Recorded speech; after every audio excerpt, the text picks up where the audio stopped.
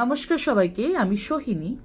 আগামীকাল অর্থাৎ 19শে জানুয়ারি থেকে 27শে জানুয়ারি অবধি এই 9টা দিন চলবে গুপ্ত নবরাত্রি।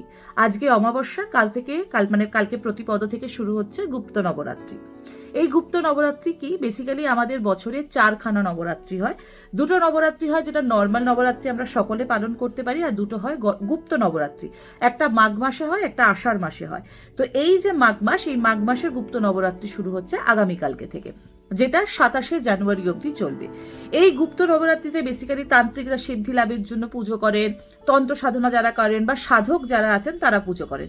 আমাদের মতো সাধারণ মানুষ যারা আমরা বাড়িতে থাকি তাদের জন্য এই গুপ্ত নবরাত্রি পালনীয়, মানে আবশ্যক নয়। যেটা নর্মাল নবরাত্রি হয় যখন দুর্গাপুজোর টাইম হয়, সেই টাইমটাতে মানুষজন নবরাত্রি পালন করে, কিন্তু গুপ্ত নবরাত্রি বেসিক্যালি সাধকদের জন্য ইম্পর্টেন্ট। কিন্তু ঘটনাটা হচ্ছে যে আমাদের মতো সাধারণ মানুষ যারা আমরা গৃহী, আমরা বাড়িতে থাকি, তারাও গুপ্ত নবরাত্রি পালন করতে পারি। কিন্তু তার জন্য ঘট স্থাপন করে বা কোনো রকম নিরামিষ খাচ্ছি বা এই খাচ্ছি, হ্যাঁ নিরামিষ আপনি খেতে চাইলে খেতেই পারেন, সেটা কোনো বড় কথা না। কিন্তু এত কিছু নিয়ম পালন করে নবরাত্রি আমাদের গৃহীদের জন্য গুপ্ত নবরাত্রি দরকার পড়ে না। কিন্তু তারপরেও এই গুপ্ত নবরাত্রির যে একটা দারুণ শুভ সময়, এই শুভ সময়ের লাভ আমরা কি করে নিতে পারি।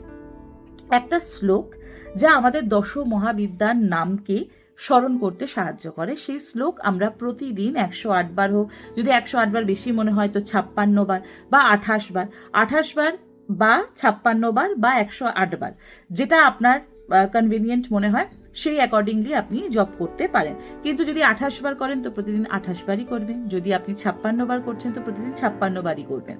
আজকে 56, কালকে 28, তারপরের দিন 108, সেইভাবে করবেন না।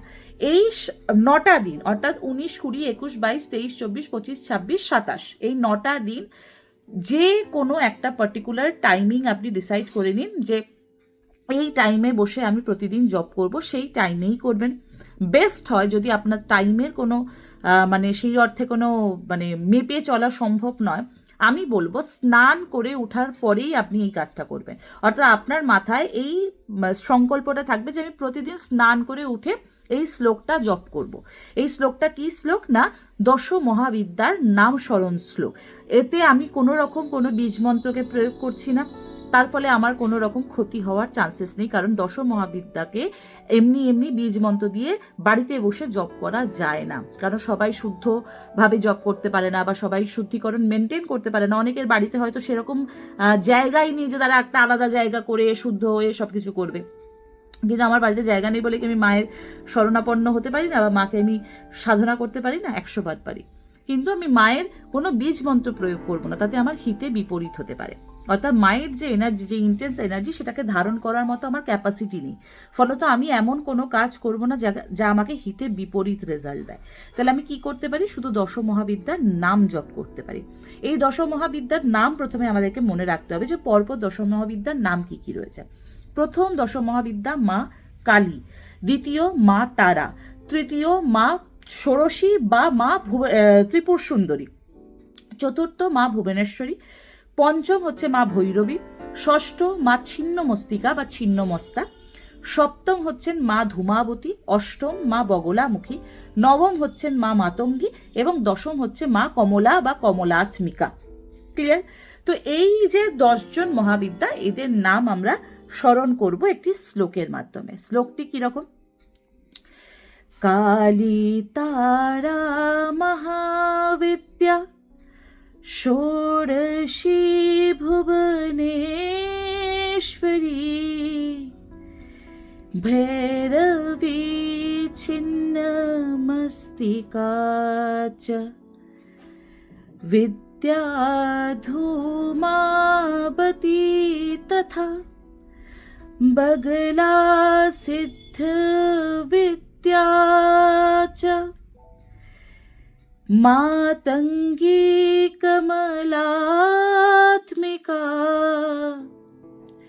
एतदश महाविद्या सिद्ध विद्या प्रकृतितः, তিতঃ অর্থাৎ লাস্টের বিসর্গ। তাহলে পুরোটা কি হচ্ছে? কালী তারা মহাবিদ্যা ষোড়শী, মানে ষোড়শী মানে হচ্ছে মা ত্রিপুর সুন্দরী, ষোড়শী ভুবনেশ্বরী, ভৈরবী ছিন্ন মস্তিকা চ विद्या धूमावती तथा बगला सिद्ध विद्या च मातंगी कमलात्मिका एत दश महाविद्या सिद्ध विद्या प्रकृतितः। क्लियर? तो আর একবার বলছি, काली तारा महाविद्या षोडशी भुवनेश्वरी भैरवी छिन्नमस्तिका च विद्या धूमावती तथा बगला सिद्ध विद्या च मातंगी कमलात्मिका एतदश महाविद्या सिद्ध विद्या प्रकृतितः। এই হচ্ছে শ্লোক। এই শ্লোকটাকে আপনারা প্রতিদিন 28 বার কিংবা 56 বার কিংবা 108 বার জপ করতে পারেন।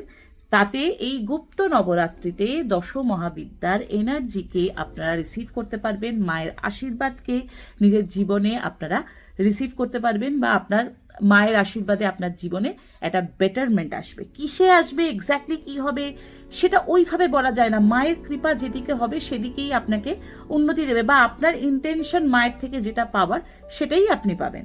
কিন্তু আপনার ইন্টেনশন যেন প্রপার হয়, শুদ্ধ হয়, কোনো রকম কারোর ক্ষতি করব এরকম ধরনের যেন ইন্টেনশন না হয়। মাকে যেন মায়ের মতো করে চাইতে পারেন। যেমন আমরা আমাদের মায়ের থেকে সারাদিন কিছু না কিছু চাইতে থাকি, মা গামছা দাও, মা এই দাও, মা ওই দাও, মা সেই দাও। মা যদি কিছু নাও দেয় তারপরেও মাকে আমরা কিন্তু মায়ের জন্যই ভালোবাসি।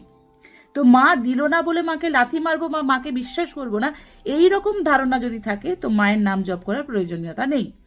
কিন্তু যদি মাকে মায়ের মতো করে ভালোবাসা যায়, তো মায়ের সাধনা যে করে, মা প্রথমে তাকে সিদ্ধি দেয়, তাকে ধনসম্পত্তি দেয়, তাকে প্রতিপত্তি দেয়। কারণ মা কখনোই চায় না তার সন্তান সন্ন্যাসী হয়ে যাক। সে মা চায় সে তার জীবনের সমস্ত ভোগ বিলাসকে উপলব্ধি করুক। তাই মায়ের সাধনা যারা করে, মা তাকে প্রথমে ধনসম্পত্তি দেয়, অর্থ দেয়, সিদ্ধি দেয়। তাই জন্য এই গুপ্ত নবরাত্রিতে যদি আপনি শ্লোক অর্থাৎ মায়ের 10 নাম যদি বারংবার জপ করেন সারাদিনে, সেটা আপনি যে অ্যামাউন্টটা সিলেক্ট করবেন সেই অ্যাকর্ডিংলি আপনি করতে পারেন। সেটা যদি করেন তাহলে মায়ের আশীর্বাদ আপনার জীবনে রিসিভ হবে।